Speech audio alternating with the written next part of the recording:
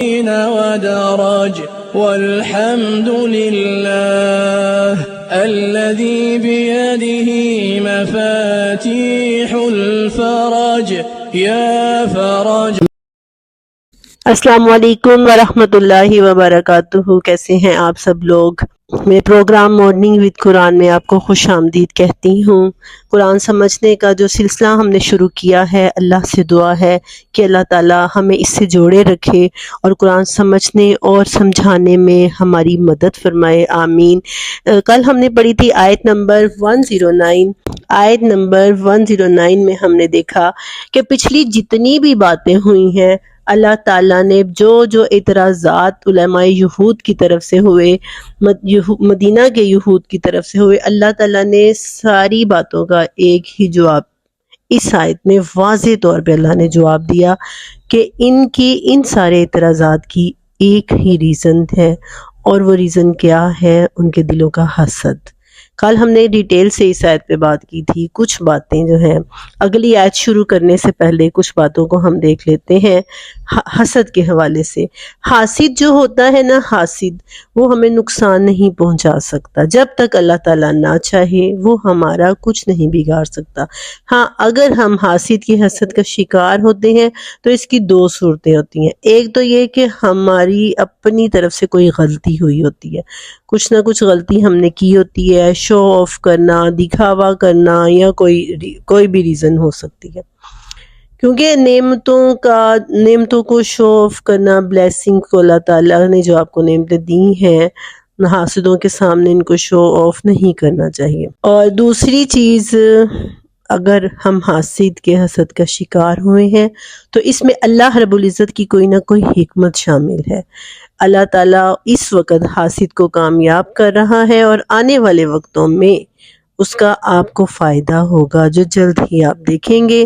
اور یہی چیز اللہ تعالیٰ نے اس آیت میں ہمیں سمجھائی ہے. یہ آیت آپ سمجھیں کہ یہ اللہ تعالیٰ نے حاسدوں کے حسد سے بچنے کا جو اللہ تعالیٰ نے ہمیں 3 ڈائمینشنل فارمولا بتا دیا ہے. ڈیل کیسے کرنا ہے، ایک حاسد ہے، آپ نے اس کو ڈیل کیسے کرنا ہے، یہ 3 ڈائمینشنل طریقہ اللہ تعالیٰ نے بتایا ہے، جس پر ہم نے کل بات کی تھی. اور اگلی آیت شروع کرنے سے پہلے مزید تھوڑی سی بات کرتے ہیں. پہلا طریقہ کیا؟ فافو، اللہ تعالیٰ نے فرمایا ان کو معاف کر دو. دوسرا کیا؟ وصفہو، درگزر کرو، ان کو اگنور کر دو. ڈونٹ مینشن دیم، ان کی حرکتوں کو مینشن نہیں کرنا، ان کو اگنور کر دو. اور تیسرا کیا؟ حتی یاتی اللہ بامرہ، کہ اللہ کے فیصلے کا ویٹ فور اللہ ڈیسیژن، اللہ کے فیصلے کا انتظار کرنا ہے. یہ 3 کام ہم نے کرنے ہیں ایک حاسد کو ڈیل کرنے کے لیے.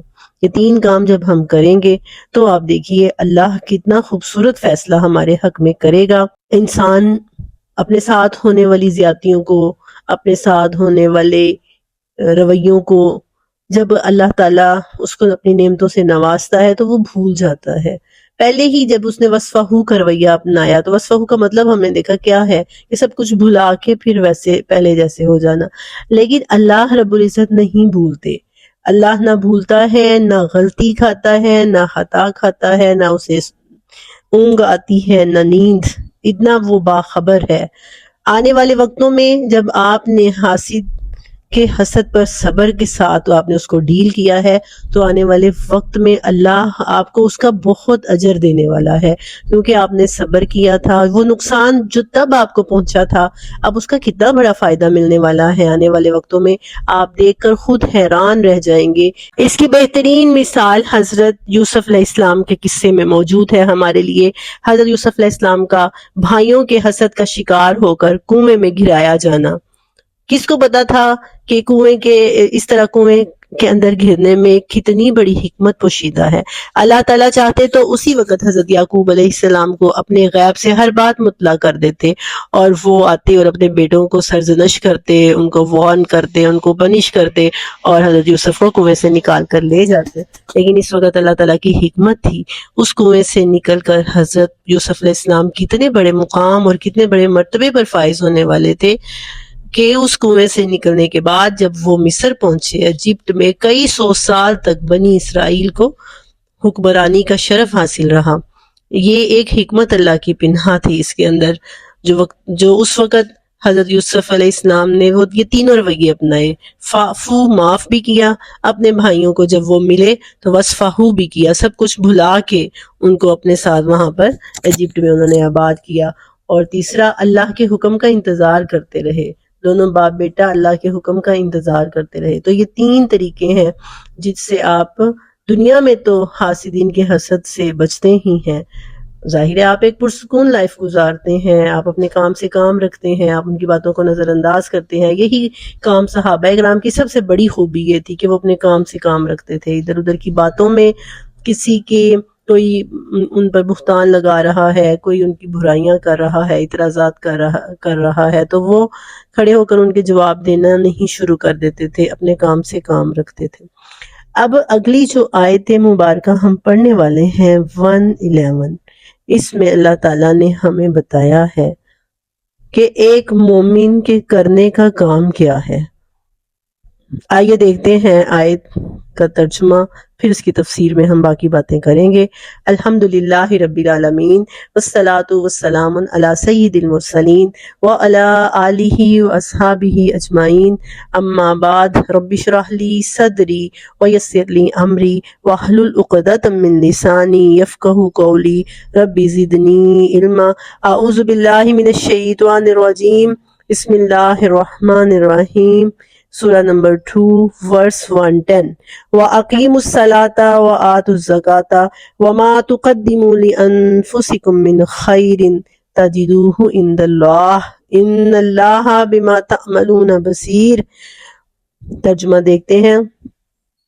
وَأَقِيمُوا الصَّلَاةَ، اور نماز قائم کرو، روٹ ورڈ اقامہ یقیمو، قاف الف میم، قامہ کھڑے ہونا، قائم کرنا کسی چیز کو، قائم کرو نماز قائم کرو، وآتوا الزکاۃ، اور زکوٰۃ دو، وما تقدموا لانفسکم، اور جو بھی تم آگے کما کر بھیجو گے اپنے نفسوں کے لیے، اپنی جانوں کے لیے، من خیرن، جو بلائی بھی تم اپنے لیے آگے کما کر بھیجو گے، تجدوہ عند اللہ، اسے اللہ کے پاس پا لو گے، ان اللہ بما تعملون بصیر، جو تم کرتے ہو اللہ اس کو دیکھ۔ ایک مومن جو ہوتا ہے، ایک مسلمان جو ہوتا ہے، وہ ہر وقت ایک محاذ پر سرگرم ہوتا ہے۔ محاذ کیا ہے؟ اسے ہر وقت شیطان کا مقابلہ درپیش ہوتا ہے۔ شیطان کا مقابلہ تو ہے ہی، اس کے ساتھ ارد گرد موجود غیر مسلموں کے ساتھ بھی محاذ پر ہم سرگرم ہوتے ہیں۔ غیر مسلم ہر وقت ہمارے خلاف کوششیں کرنے میں لگے رہتے ہیں، لیکن ہم لوگوں نے چونکہ اس محاذ پر سرگرم رہنا بھلا دیا ہے، یہی وجہ ہے کہ آج مسلمان ذلت اور پستی کا شکار ہے، آج مسلمان زوال کا شکار ہے، کیونکہ ہم بھول گئے ہیں کہ اللہ نے ہمیں کسی مقصد کے لیے اس دنیا میں بھیجا تھا، اور ہمارے دشمن اس بات کو یاد رکھے ہوئے ہیں کہ کہیں مسلمان اٹھ گئے تو اور ان کو اپنا مقصد حیات یاد آ گیا تو پھر ان کا مقابلہ دنیا کی کوئی طاقت، دنیا کی کوئی قوم نہیں کر سکتی۔ تو اللہ تعالیٰ نے جو پہلا حکم دیا وہ ہے نماز قائم کرنا۔ نماز قائم کرو، یہ نہیں کہیں پر بھی کہا کہ نماز پڑھو، اللہ نے کہا نماز قائم کرو، پورے خشوع اور خضوع کے ساتھ نماز کو خود بھی پڑھو، اپنے گھر والوں کو بھی پڑھنے کا کہو، مرد ہیں تو مسجد میں جا کر پڑھنے کا اہتمام کریں، عورتیں ہیں تو اپنے گھر کو نماز سے سجائیں۔ تو اس سے کیا پتہ چلا کہ تعلق اپنا اللہ تعالیٰ کے ساتھ مضبوط رکھیں۔ جب انسان کا تعلق اللہ سے مضبوط ہو جاتا ہے تو پھر دنیا کی کوئی طاقت اسے نقصان نہیں پہنچا سکتی۔ اور دوسرا کیا حکم دیا کہ زکوٰۃ دو، جہاں پر بھی اللہ تعالیٰ نے نماز کا حکم دیا ہے وہاں پر اللہ تعالیٰ نے زکوٰۃ کا بھی، یعنی اپنے مال میں سے پورے سال بعد 2.5% دینا ہے۔ کافر آج اسلام کے دشمن 25% دے رہے ہیں اسلام کے خلاف جو انہوں نے ٹیکنالوجی بنانی ہے، جو سامان انہوں نے اسلام کو نقصان پہنچانے کے لیے تیار کرنے ہیں، وہ 25% دیتے ہیں اپنے مال میں سے، اور مسلمان 2.5% دیتے ہوئے بھی جان پر بنی ہوتی ہے، بہت سے نہیں بھی دیتے۔ تو 2 کام اللہ تعالیٰ نے کرنے کا حکم دیا، ایک اپنا روحانی تعلق مضبوط کریں اور دوسرا اخلاقی لحاظ سے اپنے آپ کو مضبوط کریں۔ روحانی لحاظ سے کس طرح مضبوط کرنا ہے؟ اللہ سے تعلق جوڑ کر ہر دن یہ دیکھیں کہ کیا میرا تعلق اللہ سے بہتر ہے، کیا میری نمازوں کی حالت بہتر ہے، اور اخلاقی لحاظ سے لوگوں کے ساتھ میرا تعلق کیسا ہے۔ زکوٰۃ دینا ہمارا دوسروں کے ساتھ ایک تعلق ہے نا، کہ ہم غریبوں کی مدد بھی کر رہے ہیں، دینی اللہ کا حکم مان کر ہے۔ تو 2 چیزیں ہیں، ایک اللہ کے ساتھ تعلق اور اس کا بہترین ذریعہ نماز ہے، اور دوسرا اخلاقی لحاظ سے اپنے تعلق کو، اپنے رویوں کو، اپنے اخلاق کو بہتر بنائیں۔